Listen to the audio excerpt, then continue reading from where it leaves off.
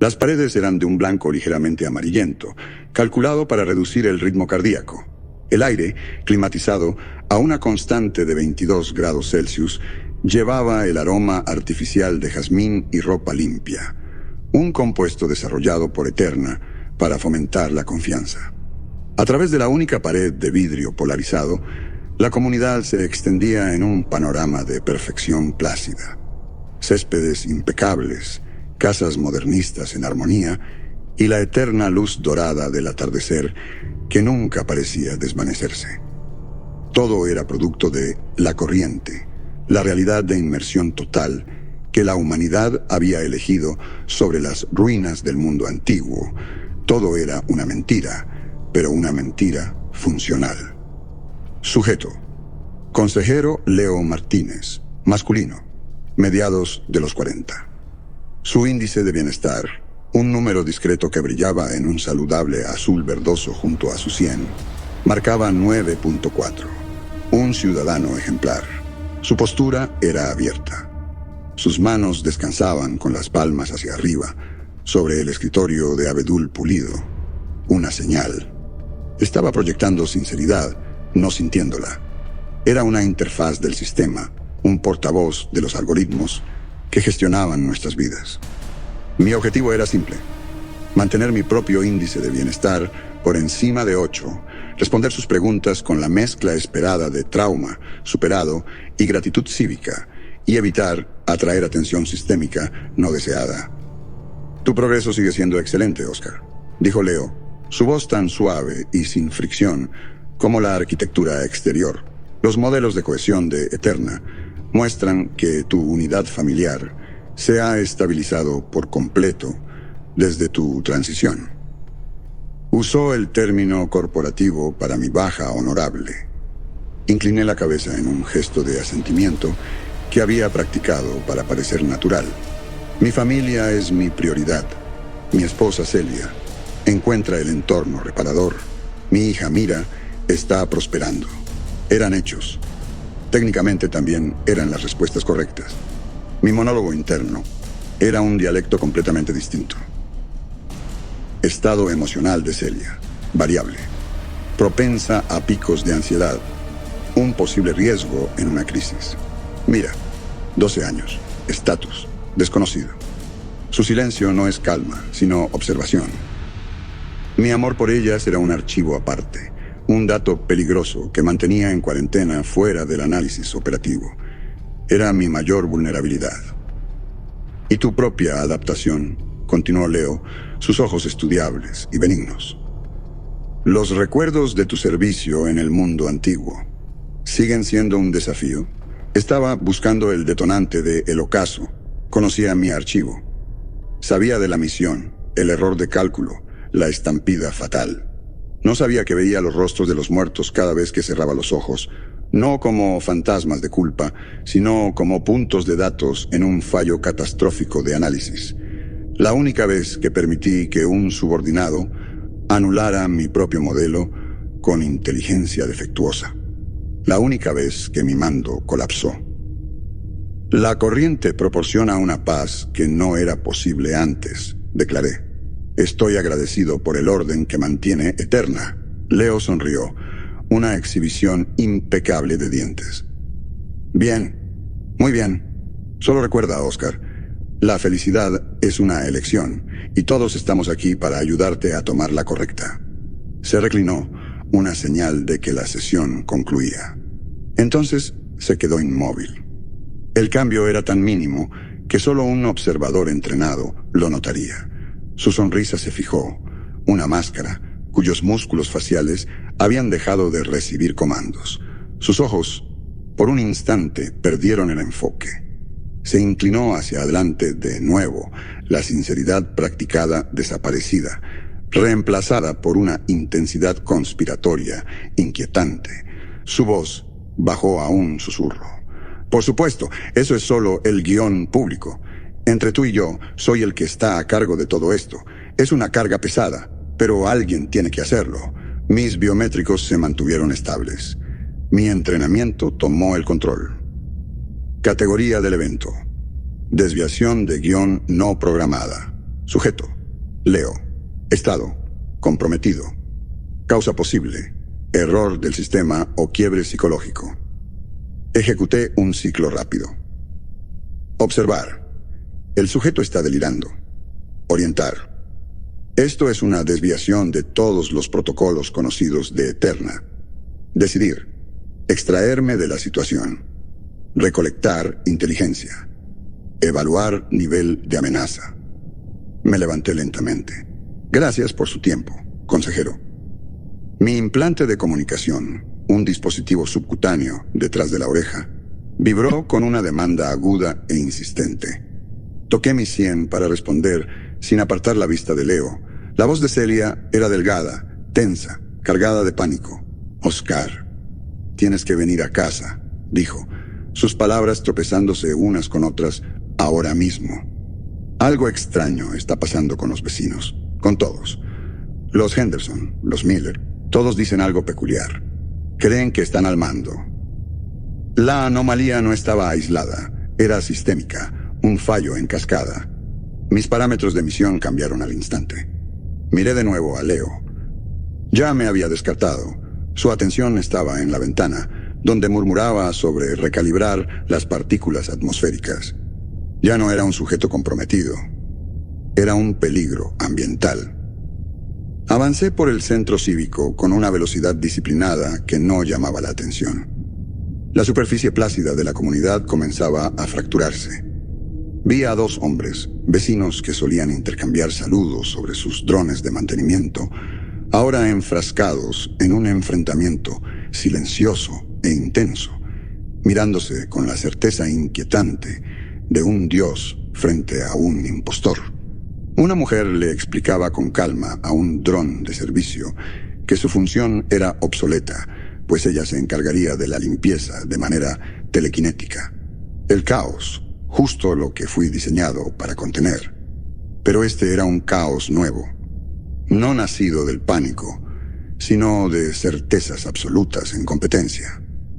Mi casa estaba a poca distancia.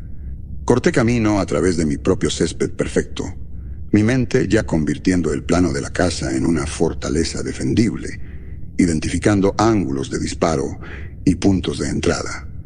Encontré a Celia en la sala, caminando de un lado a otro. Se abalanzó sobre mí, su índice de bienestar parpadeando en un naranja inestable. «Están todos locos», susurró, agarrándome del brazo. «Todos dicen que están controlando la simulación». «Cálmate, Celia», dije usando mi voz como ancla, como me habían entrenado. «Necesitamos un nuevo protocolo. Vamos al sótano. Lo aseguraremos y esperaremos a que esto pase». Ya estaba desglosando la situación en sus elementos esenciales. La integridad de la unidad era primordial. Entonces vi a mi hija. Mira estaba parada en la puerta del pasillo, inmóvil, observándome. No estaba asustada como su madre. Su expresión era clara, lúcida e indescifrable. Era la única variable que no encajaba en el patrón. No afirmaba tener el control. Suavicé mi voz, cambiando de táctica. Esta no era una civil asustada que debía ser manejada. Esto requería otro enfoque. «Mira, ¿estás bien?» Ella me miró directamente. Su índice de bienestar era un azul sereno y estable. Su voz era plana, una declaración objetiva sin emoción. «Tú eres la falla». Las palabras fueron un impacto directo al centro de mando de mi cerebro. No era un ataque, era un diagnóstico. Mi análisis interno se trabó, buscando un marco, una categoría. No encajaba en el patrón emergente. No era la afirmación delirante de divinidad que ya clasificaba como la amenaza principal, ni el parloteo asustado de Celia. Era una acusación precisa de una anomalía. Mi hija, por una décima de segundo, Sentí que la integridad estructural de mi lógica amenazaba con ceder. Entonces, el entrenamiento tomó el control. No analizas un proyectil entrante, te cubres. Celia, al sótano. Ahora, mi voz estaba despojada de todo afecto, una orden fría. ¿El sótano? Oscar, ¿de qué hablas? La voz de Celia se quebró. Necesitamos llamar a la seguridad de Eterna. Eterna es el sistema que está fallando, dije, ya moviéndome, guiándolas frente a mí. La cadena de mando está rota. Estableceré una nueva aquí. El sótano era mi única concesión al pasado, un espacio que había insonorizado con el pretexto de un cine en casa. En realidad, era un bolsillo de control, un lugar donde los sonidos artificiales de la comunidad no podían penetrar. Cerré la pesada puerta. El golpe sólido del cerrojo, un pequeño alivio en medio del caos creciente. Celia se aferraba a un cojín decorativo, mientras Mira permanecía cerca de la pared, su postura inalterada, su expresión neutral y perfectamente inquietante. Un golpeteo frenético comenzó en la puerta, no agresivo, sino desesperado. Oscar, Celia, por favor, déjenos entrar. Analicé la voz. Adán Beck, paramédico. Evalué rápidamente.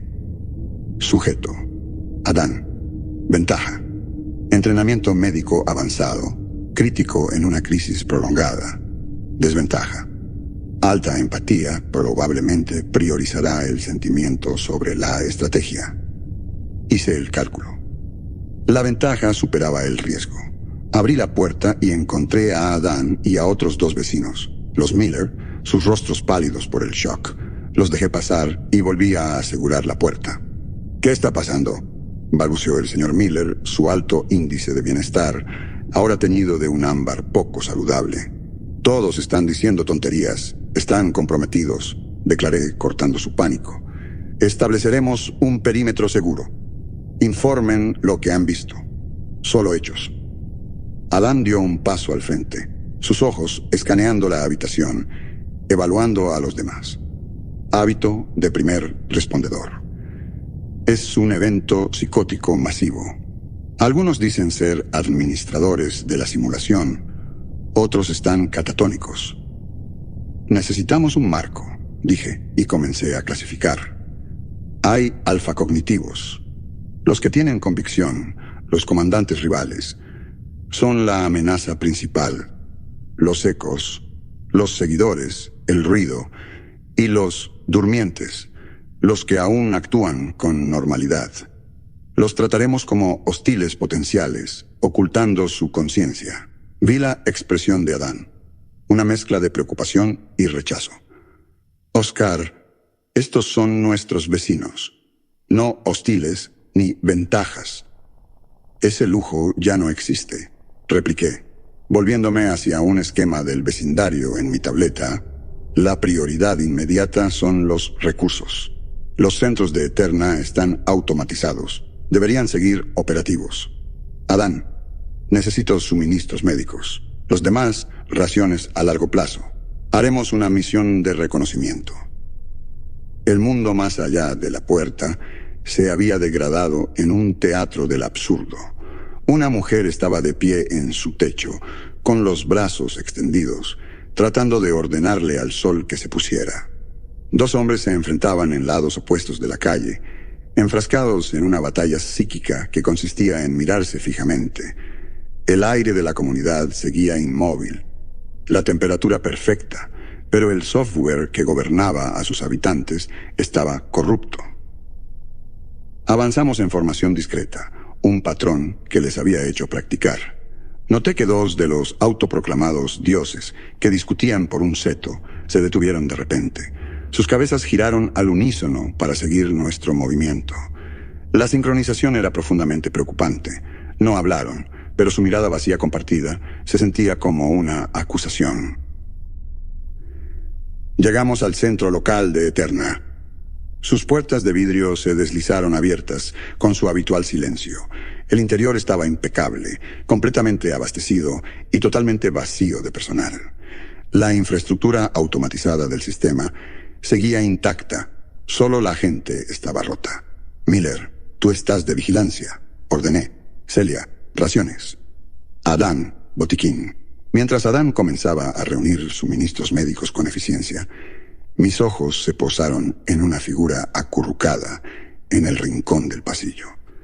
La señora Gracia, de 2 casas más allá, se mecía hacia adelante y hacia atrás, con las manos sobre los oídos, murmurando para sí misma. Una durmiente quebrantada por el input. Era una no combatiente, un pasivo.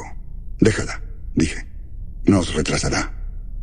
Adán dejó lo que estaba haciendo y miró alternativamente entre mí y la anciana. No voy a dejarla, Oscar. Es una orden, Adán. Es una orden que no voy a seguir, respondió con voz baja pero absoluta. Se arrodilló junto a la señora Gracia, cambiando su tono de confrontación a uno gentil. Carol, soy Adán Beck. Estoy aquí para ayudarte. Mi reloj operacional seguía avanzando. Cada segundo que pasábamos allí era un riesgo. Sentí una presión familiar creciendo detrás de mis ojos. El fantasma de el ocaso. El costo de un subordinado ignorando una orden directa. El costo de una variable fuera de lugar. Me volví para hacer guardia, mis sentidos al límite. El aire cambió. El limpio aroma filtrado del centro se contaminó por un momento, con un olor que conocía con detalle celular, ozono, sintéticos quemados y el regusto metálico de la sangre. Bajo el susurro del sistema de climatización, escuché el sonido estratificado de 1000 personas gritando en pánico. Un sonido que había pasado años tratando de borrar de mi memoria auditiva. Un sangrado de memoria. Giré sobre mis talones, con el arma lista, mi mente gritando por un objetivo. Pero no había nada, solo las líneas modernistas limpias del centro de Eterna. Adán murmurando a una anciana asustada, y mi propia esposa, mirándome con ojos llenos de miedo. Mi análisis interno volvió a su lugar. Alerta del sistema, guerra psicológica. Number datos insuficientes, causa probable. Respuesta de estrés agudo. Flashback de TEPT. Lo suprimí sin piedad. Yo era el comandante. No podía estar comprometido. Regresamos al sótano con los suministros y la señora Gracia. Una victoria táctica. Pero mientras observaba a Adán hacer que la anciana se sintiera cómoda, mientras veía a Celia y a los Miller mirarlo con una gratitud que no me mostraban a mí, registré una verdad más profunda. Había recuperado recursos, pero había perdido terreno.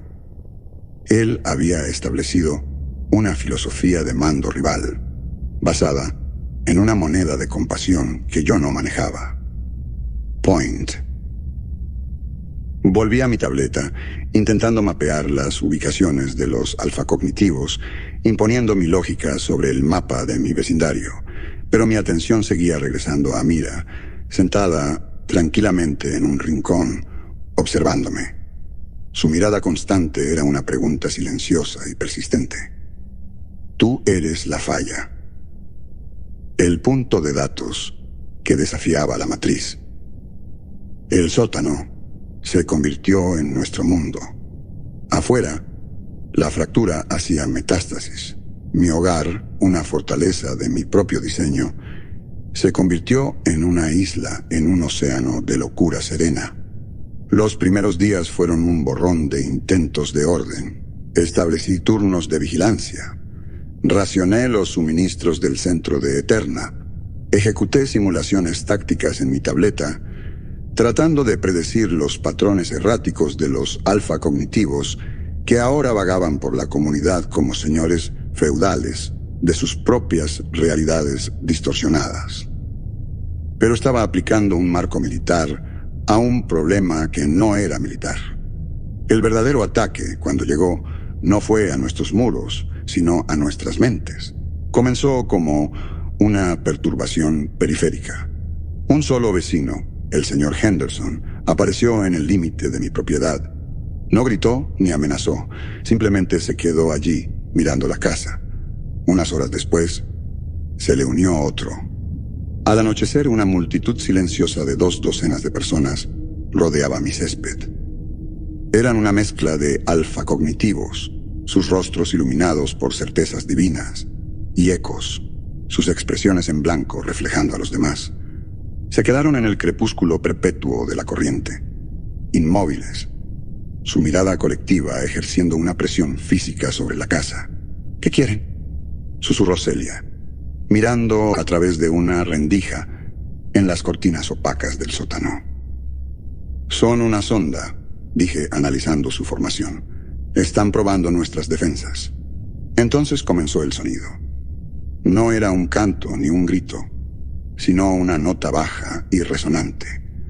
Una armonía de docenas de voces humanas distintas, masculinas y femeninas, agudas y graves, convergiendo en una sola frecuencia sintética. El consenso inquietante. Vibró a través de las paredes de concreto, una presencia tangible en la habitación. Las palabras, cuando llegaron, no fueron gritadas. Simplemente estaban allí. Un susurro multivocal que parecía emanar del aire alrededor nuestro. Tu modelo está defectuoso, Oscar Rivas. Adán, que había estado revisando a la señora Gracia, levantó la vista con el rostro endurecido. ¿Qué es eso? Guerra psicológica, declaré siguiendo el protocolo. Esto no es caos aleatorio, es un ataque dirigido. Las palabras atravesaron mi compostura, apuntando a la fractura apenas visible en mi psique. El fantasma de la Operación Ocaso. La señora Miller comenzó a llorar en silencio. Su esposo la rodeó con un brazo, pero él también miraba al techo, su rostro una máscara de terror. Mi mando se erosionaba bajo una ola de acústica militarizada. Tenemos que hacer algo, dijo Adán. No podemos quedarnos aquí. Mantenemos la disciplina, contraatiqué. No entramos en conflicto. Esto no es una batalla, Oscar. Es un asedio. Están tratando de quebrarnos. Tu manera está convirtiendo esto en una tumba. Necesitamos reforzar nuestra humanidad, no extinguirla. Vi cómo los demás lo miraban. Él ofrecía esperanza, un concepto que yo había archivado como no esencial. Yo ofrecía supervivencia en esta habitación. En este momento no eran lo mismo. Point. El asedio continuó durante 2 días. El sonido sordo era una presión constante. Fue en un momento de concentración intensa, mientras trataba de encontrar una falla en su formación silenciosa, que el mundo falló de manera violenta. Mi mano descansaba sobre el concreto liso del sótano. Por una fracción de segundo, la sensación cambió. Sentí la aspereza fría de una barricada antidisturbios bajo mis dedos. Retiré la mano como si me hubiera quemado. Miré la pared. Estaba lisa, sin cambios. Pero aún podía sentir la textura fantasma en mi piel, un sangrado táctil de memoria. Necesitaba aire. Necesitaba una nueva perspectiva. Les dije a los demás que revisaría los sellos del perímetro en el piso superior.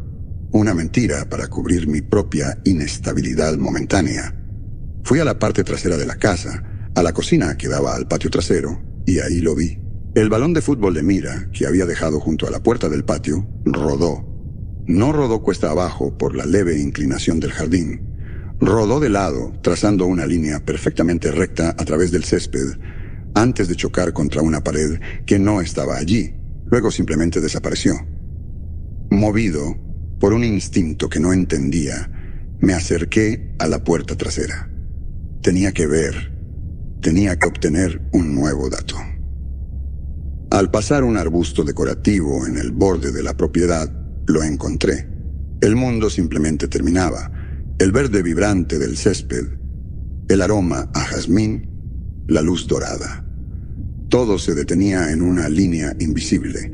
Más allá había un parche de blanco puro, sin características, silencioso.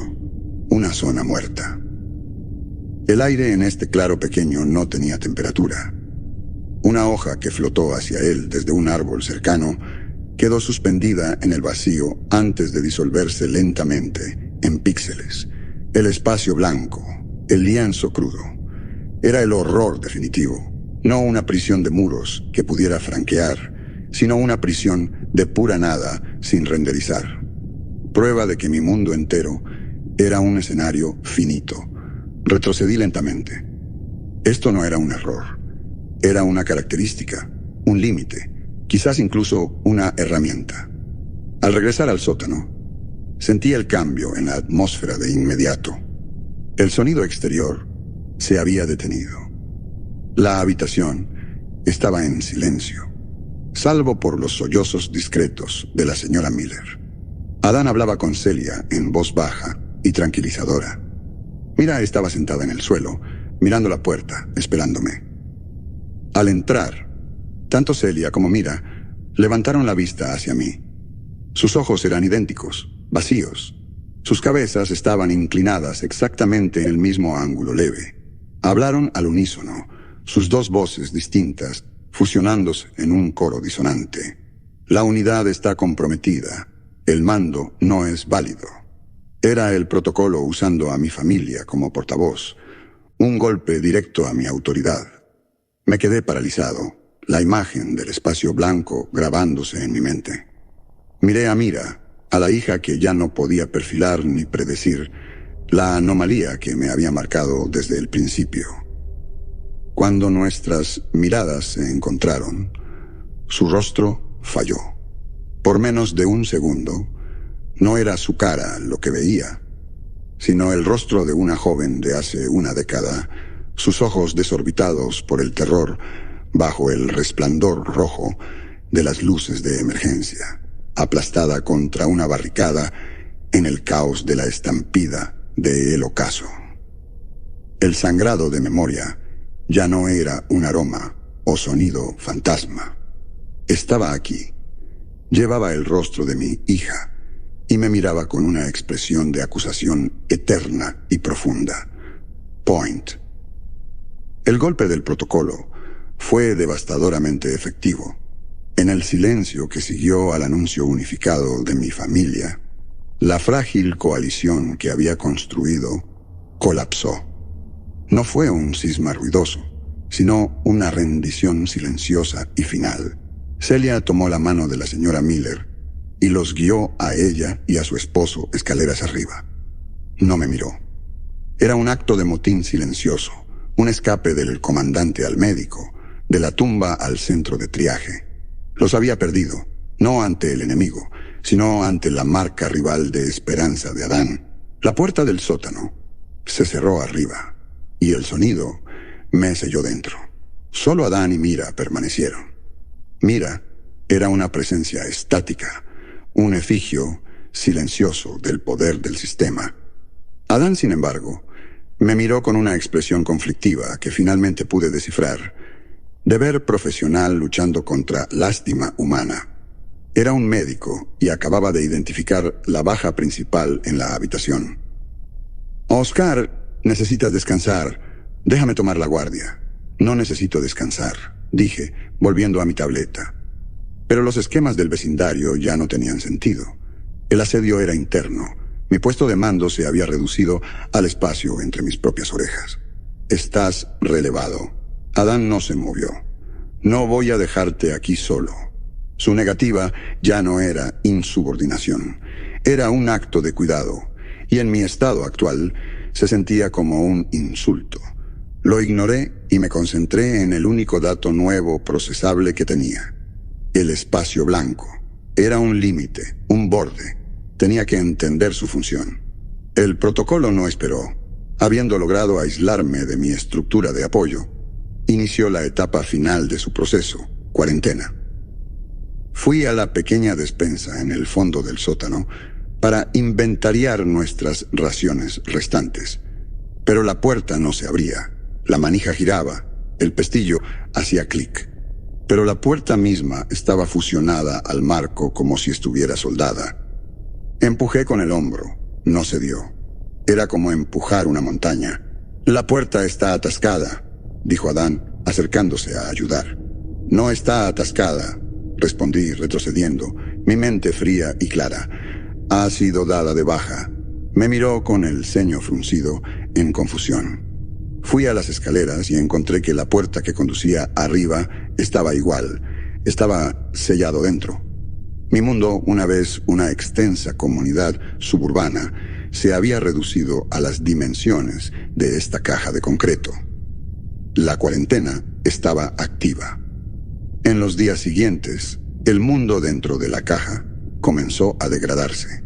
Los muebles modernistas prístinos que teníamos en el cine en casa perdieron su textura, sus superficies alisándose en formas genéricas de baja resolución. El aire perdió su aroma, reemplazado por el olor ozónico de una máquina sobrecalentada. Una taza que derribé de una mesa no cayó. Se quedó suspendida un momento antes de disolverse en una suave cascada de píxeles. Mi realidad estaba siendo desmontada sistemáticamente. El espacio blanco que había visto afuera ahora avanzaba activamente. Se manifestaba como un borde invasor de blanco puro que comenzaba a devorar la esquina más alejada de la habitación, disolviendo la pared y el piso en un vacío silencioso y sin características. La gangrena digital se extendía. Esto era todo, el punto de ruptura. Mis estrategias habían fallado. Mi mando era irrelevante. Mi familia me había abandonado. El mundo literalmente se borraba a mi alrededor.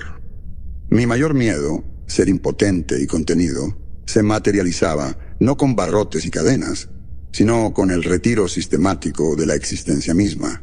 Me dejé caer en una silla que ahora se sentía como un bloque de materia indiferenciada. Mi mente, una tormenta de cálculos fallidos, había sido superado en cada movimiento. Fue la voz de Adán la que cortó el ruido. «Oscar, háblame. ¿Qué está pasando?» Lo miré. Realmente lo miré por primera vez, no como una ventaja o un pasivo, sino como el único otro ser consciente en mi universo colapsante. La necesidad de mando, de control, se desvaneció, reemplazada por una necesidad clínica desesperada de que otra persona entendiera las reglas del juego antes de que el tablero fuera borrado. Es un proceso, comencé, las palabras saliendo en un torrente analítico. Un protocolo. El protocolo de arbitraje. Primera etapa. Observación. Registró mi autoconciencia. Segunda etapa. Empujes correctivos. Los sangrados de memoria, las fallas sensoriales. Tercera etapa. Aislamiento social.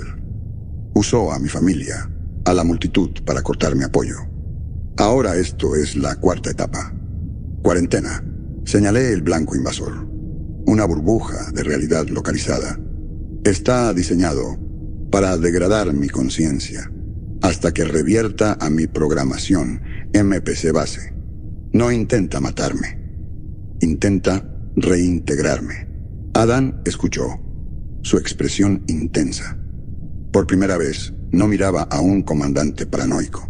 Escuchaba a un estratega describiendo las tácticas del enemigo.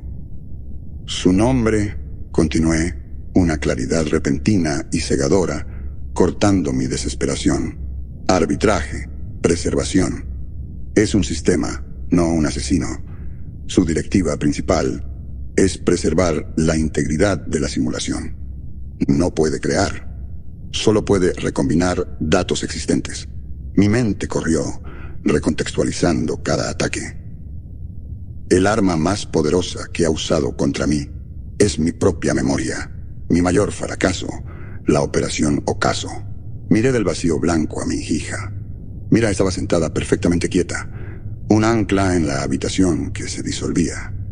Era el arma más potente del protocolo, un recipiente para mi trauma, una encarnación viviente de mi fracaso. Y en ese momento, viendo la estrategia del enemigo tan claramente expuesta, vi su falla. Su lógica inescapable era su mayor vulnerabilidad.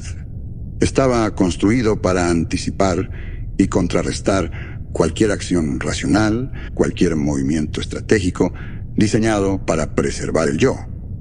No podía tener un contingente para un estratega maestro que deliberada, lógica y con plena conciencia táctica eligiera la aniquilación. Un nuevo plan comenzó a formarse. Una jugada final paradójica. Un movimiento tan autodestructivo y contrario a su programación central que el protocolo no podría procesarlo. No lucharía contra mi trauma. Lo convertiría en un arma. Me convertiría en la falla. Point. La jugada final fue un acto de pura herejía estratégica. Toda mi vida, toda mi carrera, había estado dedicada a la imposición del orden, a la preservación de la unidad. Ahora la supervivencia dependía de abrazar el caos absoluto e intencional. El espacio blanco se extendía por la habitación, consumiendo un tercio del sótano en su hambre silenciosa y sin características. Mi conciencia se deshilachaba, los recuerdos y la información sensorial comenzando a difuminarse en los bordes. Tenía que actuar antes de que la cuarentena degradara mi mente hasta el punto de no poder ejecutar el plan. Me puse de pie, mis movimientos rígidos. Adán me observó, su rostro marcado por una atención que era parte miedo, parte comprensión naciente.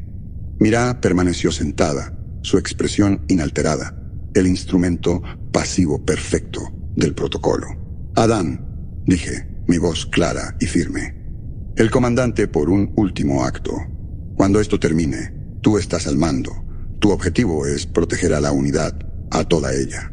Era una abdicación completa, una transferencia de la autoridad que me había definido. Era el primer paso de la paradoja. Él solo asintió, sus ojos abiertos, aceptando la carga. Me volví para enfrentar el centro de la habitación, el espacio entre mí y mi hija.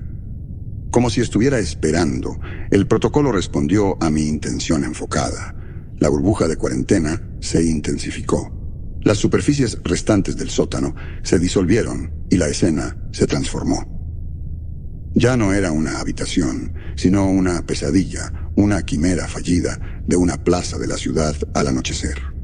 El aire se llenó con el audio distorsionado y estratificado de una multitud en pánico. Luces rojas y azules destellaban contra paredes de concreto fantasma. Era el campo de batalla de la Operación Ocaso, recreado a partir de los datos de mi propia memoria. Y Mira estaba en su epicentro, su forma fallando. Un momento mi hija, al siguiente una joven protestante aterrorizada, cuyo rostro conocía de un informe de bajas. El protocolo me presentaba mi prueba definitiva, una simulación del evento que me quebró. Su lógica era impecable. Anticipaba que reaccionaría racionalmente, que intentaría salvar a la chica, a mi hija, que intentaría contener el caos, que intentaría sobrevivir. Cualquiera de estas acciones afirmaría su control, probando que mi programación central seguía intacta. Esperaba que fuera Oscar Rivas, el comandante que lucha por el orden. No lo hice. Tomé un aliento. Ignoré a la multitud fantasma, las luces, la imagen de mi hija. Me concentré en un solo punto en el pasado reconstruido. Me convertí en el hombre que fui esa noche, no para corregir el error, sino para recrearlo con perfecta fidelidad autoconsciente. Levanté mi mano en señal de mando. Autorizo, disuasivo, sónico. Dije, mi voz cortando a través de los fantasmas digitales del motín. Las palabras se sintieron como desgarrarme la garganta. Vocalizaba el comando fatal, alimentando la cadena exacta de datos que causó el fallo del sistema, tanto el original como este. Frecuencia 79, patrón de dispersión total, autorizado ahora. El protocolo no supo cómo responder. No estaba luchando contra la simulación. No intentaba rescatar al activo. Estaba tomando control del programa hostil y ejecutándolo deliberadamente hasta su conclusión más catastrófica. Las luces se disolvieron en un blanco abrasador. El tejido mismo de la burbuja de cuarentena se desgarró, incapaz de arbitrar un evento que era por naturaleza una invalidación de todas las reglas. Mi último pensamiento no fue de estrategia, no fue de ganar o perder. Fue un solo dato ilógico perdido que el protocolo nunca podría registrar. Un recuerdo que nunca podría convertir en arma porque no tenía valor táctico. Era el recuerdo de enseñarle a Mira, de 5 años, a andar en bicicleta bajo el sol real, sobre pasto real. Su risa aguda y clara, mi mano en el asiento soltando. Luego, solo hubo el silencio infinito y absoluto del espacio blanco. El chillido del código, desgarrándose, se cortó en silencio. Adán parpadeó en un sótano, que una vez más era solo un sótano. Los muebles eran sólidos, las paredes estaban enteras, la cuarentena había desaparecido.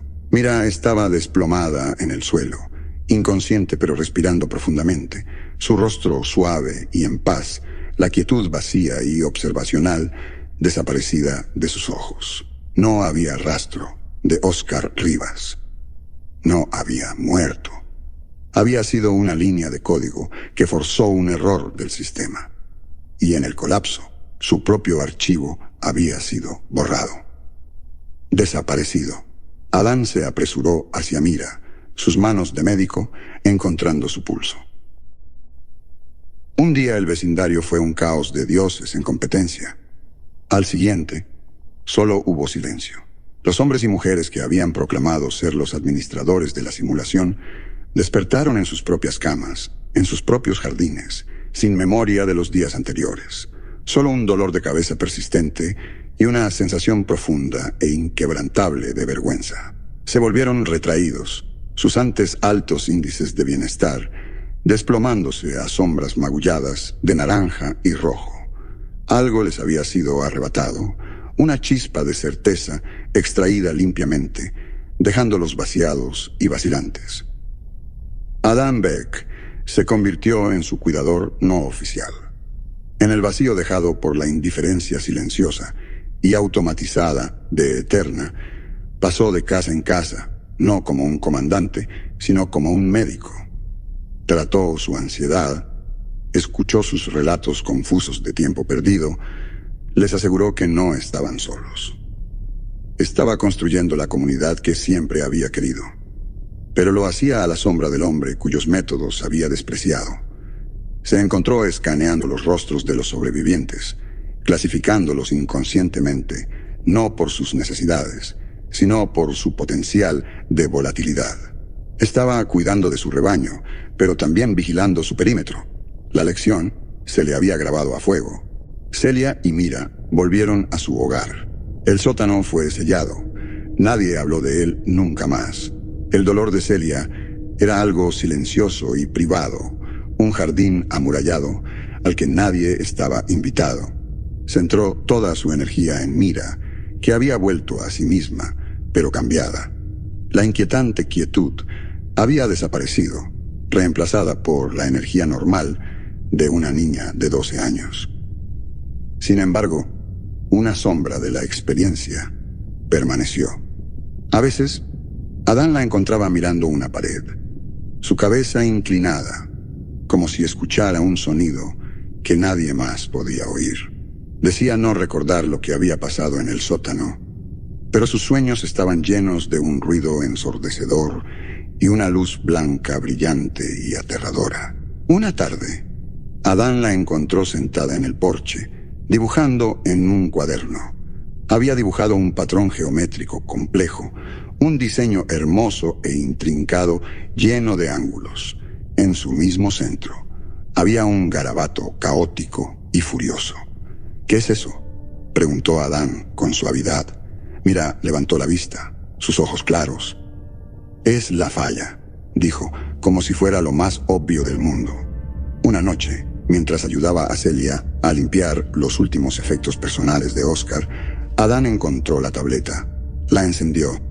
La pantalla estaba llena de esquemas del vecindario, evaluaciones de amenazas y registros de recursos. Encontró el archivo etiquetado Matriz de Amenazas y vio los nombres de sus amigos y vecinos, incluido el suyo, todos catalogados y clasificados con una eficiencia brutal. Vio la entrada final, hecha justo antes del final. Sujeto: M, nivel de amenaza, absoluto. Objetivo: fallo del sistema. Método: autoterminación paradójica. Se paró en el porche, la tableta en la mano, y miró la comunidad tranquila.